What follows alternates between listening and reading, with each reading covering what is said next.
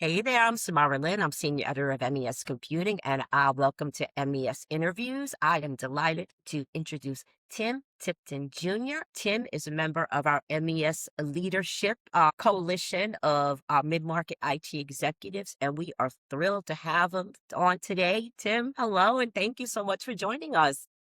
Why, hello there. Thank you for having me. So we've spoken before. I interviewed you probably about maybe a year or so ago, and I know you were at Arctic, and I've been following you ever since. And you are in the cybersecurity. You're steeped in that industry, lots of experience in IT, and you just did this great post on LinkedIn. I LinkedIn stalk you. I'm not gonna lie. And you have such amazing posts. And you recently created this post about these reports of these attacks on our water utility systems.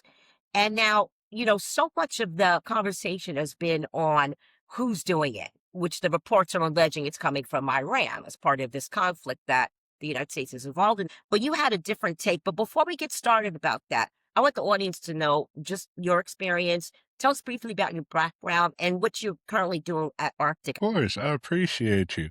So I am the director of cybersecurity transformation at Arctic. With that, what I do is I lead a blend of our pre-sales and delivery team because it's, especially in today's age, especially when it comes to supporting our clients in the mid-market and enterprises as well, it's not enough to just define the solution to a problem. You want to make sure that you're still there with the client from end to end, making sure that what you design and what you architected actually comes to fruition for them. So I spend most of my time in the field with clients talking about identity transformation, data security, zero trust architecture, AI security, machine speed remediation in the face of frontier models, everything under that umbrella. Before Arctic, I led GRC for the Centers for Medicare and Medicaid Services, functioned as a fractional CISO for a few different Fortune 100 companies. And then before that, I was in the Air Force for 10 years doing cybersecurity. So I love just making sure that I leave somewhere better than I found it. That's awesome. That's incredible. Well, you definitely got the credentials down. I mean, that's for sure. And that's why I follow you. And that's why when you posted, it intrigued me. So let's just from background for the audience and just what have you heard about these attacks? Just like a brief news summary. Like, Of there's been so many course. reports. Hmm. Of course. So on essentially Sunday and Monday, I want to say it was July 26th and the 27th, more than 30 Minnesota community water and waste systems lost control or visibility into their operational technology, right? All at generally about the same time. They activated their statewide cybersecurity response plan and called it a coordinated attack. Essentially, four cities went public. I believe one of them was Bram or Brahm. Excuse me Yeah, if I butchered the name that pronunciation. that It's a seems town. familiar. Yeah, Yeah, it's a town of about a little bit under 2,000 people. It had essentially its operating controls disabled right. and its well and treatment plant taken offline. What ultimately ended up affecting quite a few other cities, municipalities, and counties was they experienced changes. And all of this was named as essentially just the equipment being the large issue behind it. But the operational impacts of it included what? Pressure loss, flooding. At least one organization, I believe, they found modified project files after noticing that the ladder logic didn't match across several of their different sites. So it was all drawn through what ended up happening on that Sunday and Monday. That's crazy. So, I mean, essentially, and you're that's essentially the same information I heard. I think the New York Times might have broken the story over the weekend, and don't quote me on that. I'm not sure about that, but it's really scary because it seems like it was mostly like, this is what we can do. It's Mm. kind of like that had that, there wasn't anything, there was nobody was poisoned or no, the water itself wasn't tampered with, but it's real still it's disturbing. And what I loved about your post, for the IT leaders out there who've only seen like the headlines or skimmed the story, you had a different take on what actually happened there in Minnesota. Do you want to just talk about that a bit? Of course. Mhm. So I want to start by saying the treatment plants, to your point, weren't hacked, right? The devices that run the treatment plants were sitting on the open internet and somebody logged into 'em, right? I'd put it as the distinction that actually matters. And the headlines kind of typically flatten it, right? A programmable logic controller, or a PLC, for anybody that plays in the OT and SCADA space, is essentially a small industrial computer that opens a valve, starts a pump, holds a pressure set point, right? It isn't a server. Right. We're It talking doesn't like have any. a I'll go very for it. fundamental piece of technology, nothing really Yep. sophisticated. Exactly. It doesn't Right. have an EDR agent on it, right? So it doesn't typically have a CrowdStrike or a Sentinel-1 deployed to it. It doesn't authenticate to your directory. And in a lot of field deployments, right, it doesn't have a password at all because password protections on those specific kind of devices is a feature that somebody has to go turn on. And a lot of the times, organizations, especially the IT and security teams, aren't invited in to go turn things like that on. Right. So in Bram specifically, the attackers shut off the operating controls and the well went down. So with that, what Crazy. brought it back was public works crews were walking into the plant and running it by hand. That's something that organizations in these teams have developed away from because of the way that they've been able to start automating how these PLCs and controllers run day in and day out. So essentially, and what I got from your post, essentially, these were exploitation, taking advantage of legacy technology. Yep. And I'll is go that for it. did I frame that correctly? Is that essentially Yep. what we're But talking about here? yep, like Yeah. nobody exploited anything, right? It's Right. they just changed the password, and Right. I mean that quite literally.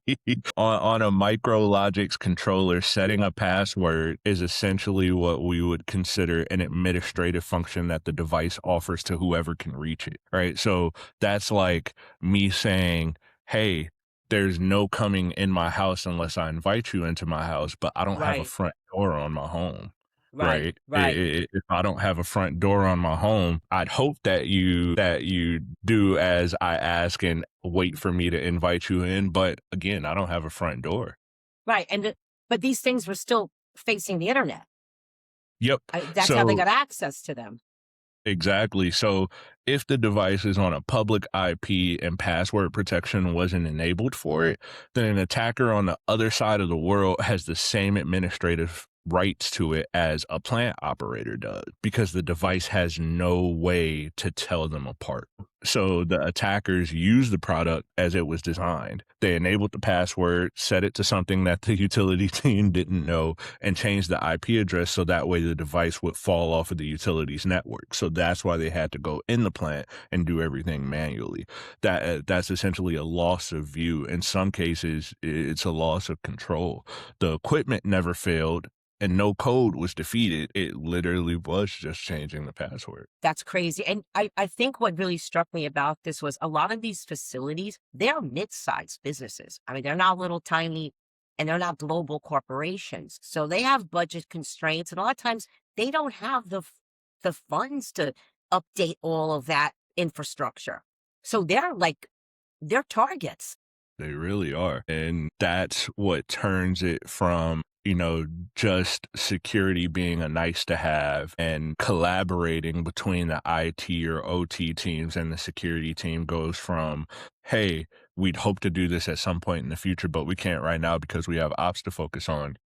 We need to flip that on its head Right. because the threat actors aren't waiting for you to start collaborating. And Right. in all honesty, they're anticipating that you're not collaborating between each other and they're taking full advantage of that. I mean, Tim, I could talk to you all day about this. I want to be conscious of our time. And I did want to leave off asking you this one question because I thought this was really brilliant what you wrote in your post. And we'll put a link to Tim's post in the video so you folks can take a look at it. But you wrote that people are measuring vulnerabilities while attackers are measuring position.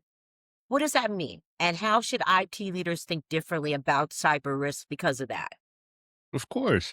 So for that, I'd probably say it boils down to a simple statement that that I've lived by for most of my career, right? A vulnerability is a property of software. Position is a property of our architecture. We've built an entire industry around the first one and almost nothing around the second. That's what we as IT leaders need to start transitioning into as far as our mindset. Here's more of the concrete version of it, right? Your scanner tells you a device has 12 CVEs on it. 3 of them are critical, and you put it in a remediation queue that's sorted by CVSS score. What the scanner essentially never tells you is that the device sits on a public IP address, that it controls a pump, that it's the only thing standing between a pressure set point and a flooded street, right? And that reaching it takes 0 credentials and 0 hops. The attacker doesn't ask what CVEs that system has. They don't care what CVEs that system has at the end of the day. They ask what it touched and how far it was from the internet. They function based off of the ease of access and feasibility that they can achieve the goal that they've set out to accomplish. So I would say probably maybe one of the first tasks for IT leaders at these types of facilities and really anywhere is really auditing, especially Yep. legacy infrastructure. Most definitely. Yeah. I'd say if you were to pick one thing to audit this week, if there was to be the first thing that you audit this week, it would be finding every device that you own that touches the public internet and prove it from the outside rather than from your asset register, right? Your CMDB or your configuration management database will lie to you here, right? Because it goes based off of institutional knowledge and who remembers how what's supposed to be set up. And it isn't anyone's specific fault. It'll lie because of what you put at the top of that list. So I'd say call every vendor, every integrator, every equipment Yeah. supplier who's Yeah. touched your facilities in the last 5 years and Yeah. ask them in writing whether they installed a cellular modem, right? I'm laughing because I left IT for journalism, I got a call 5 years later from the hospital administrator asking me about an old PBX password. So I feel you. "Who?" I'm like, "Gary, who?" It's like, we haven't talked in forever. I don't think I've ever even met you, but you know who I am because it's something that's legacy that you guys are still holding on to. Right, right. So that's great. So yeah, so the one thing this week, if you just summarize that again, one thing week in IT leaders should do here is news. The one thing that you should do, like I mentioned, right, call every vendor, every Yeah, integrator, every yeah. equipment supplier, Get in get the touch with your carrier, vendors. get the SIM, get the Yep, account, right. get all of it, right? SZA called this out specifically. Undocumented cellular modems installed by operators, vendors, and system integrators. With that, the gear was never on a purchase order, right? It never crossed your firewall, so it isn't in your inventory. It probably isn't in your vulnerability scanner as being seen, right? So these are things where you have to leverage your relationships to understand what's out there, where it sits, and why. Tim Tipton, it is always a pleasure to speak with you. You always drop in knowledge. And just from your drawing on your breadth of experience, it's such a pleasure to get your insight. Thank you so much for joining us today. Of course, I got you. All right. And listen, follow us and subscribe. And thank you. MES for the win.